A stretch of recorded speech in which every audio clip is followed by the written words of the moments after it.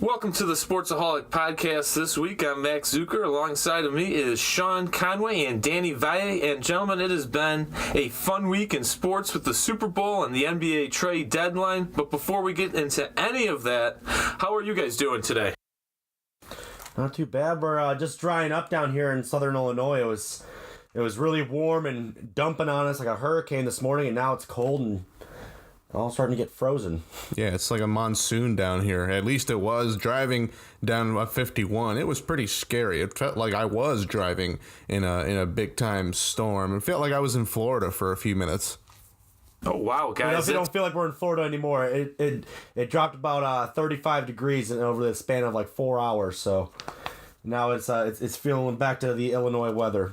Yeah, no, I was the one, if you recall, last week facing those extreme temperatures in the negative degrees. Now you guys are facing the extreme temperatures this week. So it all comes around, doesn't it, gentlemen? But I'm excited to get the first matchups of the multi-sport athlete bracket going. We've been talking about this for so long, and now we're finally breaking down the first two matchups of the round of 32. Yeah, so let's get down to it, guys. So we mentioned last week we do have a 32-team single elimination bracket involving multi-sport athletes. Now the goal is to vote on who is the greatest multi-sport athlete in our eyes. So our first matchup this week, we have two matchups this week actually. We're going to take a look first at a sort of a modern matchup because compared to our second one, it is pretty modern. It's going to take place with Bo Jackson. You guys know Bo, right? Bo Jackson, obviously the famous baseball football player, played for the White Sox at one point, the Royals, Angels. Also played for the Raiders. He's an all-star and a Pro Bowler. But we're also looking at the Hall of Famer Jim Brown, who was named as one of the greatest football players of all time. He has a long list of accolades. 9-time Pro Bowler. Was one of the last guys to see a Browns championship. Also has several records, rushing records, you name it, he's probably had it. So Bo Jackson versus Jim Brown, and Jim Brown was also a lacrosse player back in the day. So guys, I'm gonna leave it up to you. Sean, I'll start with you. So between Bo Jackson and Jim Brown, who do you got? Well, I'm not gonna make my vote until I hear Max's breakdown of Bo as well. But I'll tell you about Jim Brown. Outside of football and lacrosse, you mentioned he played lacrosse, which was probably his main sport outside of football. He was also a standout in basketball at Syracuse, as well as track. He placed 5th nationally in the national championship decathlon in 1955. His sophomore year in basketball, he averaged 15 points per game. His junior year, he averaged 11.3 points a game. Now let's go into his lacrosse resume. He was second-team All-American his junior year, and then first-team All-American his senior year with 43 goals in a 10-game span. And that year he finished second in the national scoring. That earned him a spot in the Lacrosse Hall of Fame later in his career. And at Syracuse, they still honor him. At the Carrier Dome, there is a 800-foot tapestry of Brown in both a football and a lacrosse uniform. And it has the title of the caption of greatest player ever. So he really did it all. Yeah, he really did. I mean, Jim Brown, one of the greatest players of all time. That's why he made this list, and that's why Bo Jackson's also on this list. I want to talk about his shortened football career. Obviously, he got that left hip injury, which caused a vascular necrosis, which is when you lose all your cartilage that supports your hip. So he had a short 4-year NFL career in which he ran for 2,782 yards, which was on an average of 5.4 yards a carry, and he had 16 rushing touchdowns in his career.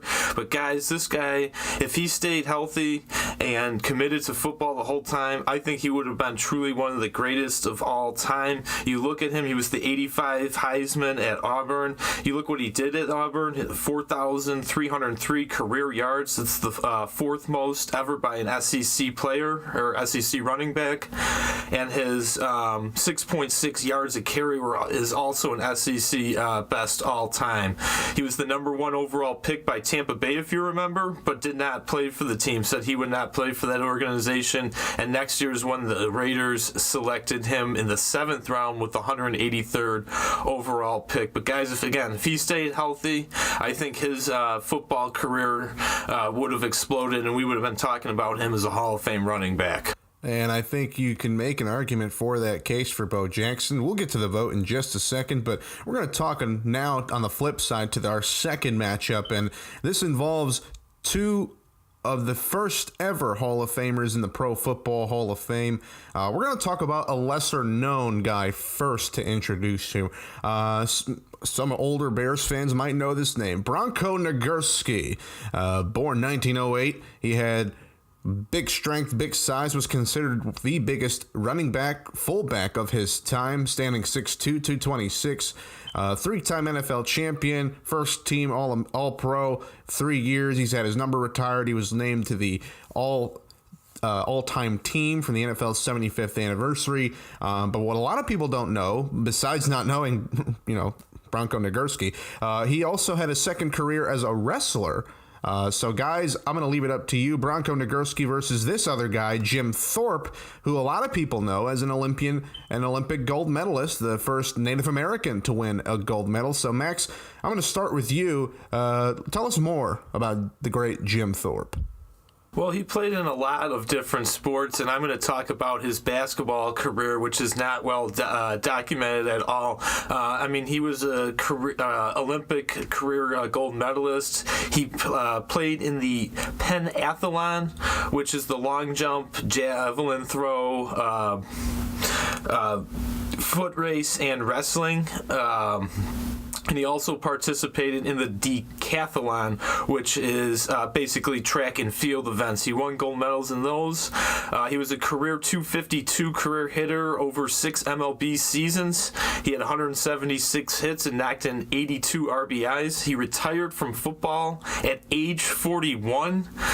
So he really had that all in that first part. But this is the part we never talk about. And honestly, guys, it's a really cool piece of history. In 1927, it was the only documented season of Thorpe playing basketball besides his high school career, which was back all the way in 1909 and 1911.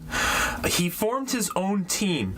Jim Thorpe and his world-famous Indians was his team. But I'm telling you guys, you look at all the attributes that he had, the football career, the Olympic career, the baseball career, he would have been one heck of a basketball player, no doubt. You know what? Jim Thorpe, there's a very good chance he's going to win this whole thing. He is just an outstanding athlete. Everyone knows Jim Thorpe's name. Bronko Nagurski, that was a name not really many people knew. When I threw that in the list, I think both of you guys were stumped by that name. But yeah, along with his great career with the Bears, he did have an excellent career in professional wrestling. That included 2 Hall of Fame inductions, one into the George Tragos and Luthi's Professional Wrestling Hall of Fame, as well as the Professional Wrestling Hall of Fame and Museum. He held 6 different world heavyweight titles, both in Los Angeles and Minneapolis, as well as 1 tag team world title with Verd Gagne. And, at a time, this wasn't when wrestling was scripted. It was just 2 brutes beating the hell out of each other. And he also competed in boxing matches where he was a world heavyweight title. And he was just a big scary dude, just kind of like Jim Thorpe was. Yeah, and here's another stat that maybe you guys knew or maybe didn't know. Nagurski actually has the largest recorded NFL championship ring size at 19.5. So the guy was huge. He's 6'2", 230 pounds at the height of his football playing career. So the guy was a monster. Yeah, he's a big individual. He's got to have mitts to have a size 19 ring. That's for sure. Well, before we go to break, I'm gonna have to get your guys' votes. Who do you guys got, Bo or Jim? I'll go Bo. The former lacrosse player in me wants to say Jim Brown, but I can't vote against Bo Jackson in this one. Yeah, and you can also put acting in these guys' repertoires as well. Jim Brown was in that movie Mars Attacks. I don't know if you guys ever saw that. And then Bo Jackson was in that video game Tecmo Bowl. Bronko, Nagurski, Jim Thorpe. Who do you guys got? I got to go with my guy again here. Nothing against Bronko. What a great player and what an interesting secondary career he had. But come on, Jim Thorpe is one of the greatest here. Yeah, I'm going to go with Jim Thorpe as well. I mean, Bronko Nagurski, he's a fun name to say and a cool piece of Bears history. But Jim Thorpe is Jim Thorpe. I mean, like I said, this guy is a very good chance of going all the way. Yeah, I agree, Sean. Jim Thorpe is just an all-around great name, and who can go against an Olympic gold medalist, right? So our first matchups of the week, we have Bo Jackson and Jim Thorpe moving on to the next round, and we'll see of those two who will be the best of those two, but that's for another week. Till then, we're going to take a quick commercial break. We're going to talk NFL, Super Bowl 53, the recap, and some highlights. We'll talk more about it. After the break, you're listening to the Sportsaholics podcast with Max Zucker, Sean Conway, and Danny Valle. Now some music from Jason James and his song, Out the Doghouse.